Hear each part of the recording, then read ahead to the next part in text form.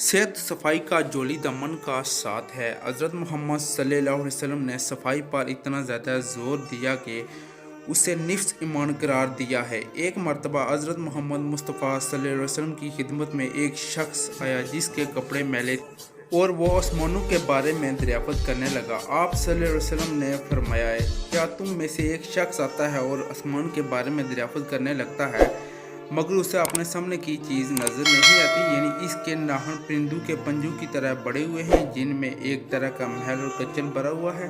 नाज़रीन करम, जदीद साइंस ने भी ये साबित किया कि नाखूनों का मैल खाने में शामिल होकर पेट की बीमारियों का मजमुआ बनता है, इसलिए नाखूनों को तराश कर रखना चाहिए।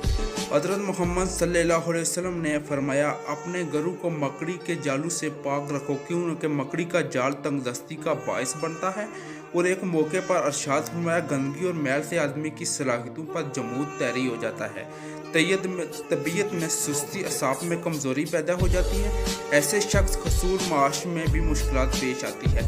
नबी करीम सल्लल्लाहु अलैहि वसल्लम ने फरमाया, और पानी पीने की नहर के किनारे, इसी तरह दरख्तों के नीचे रफ हाजिज से भी मना किया है।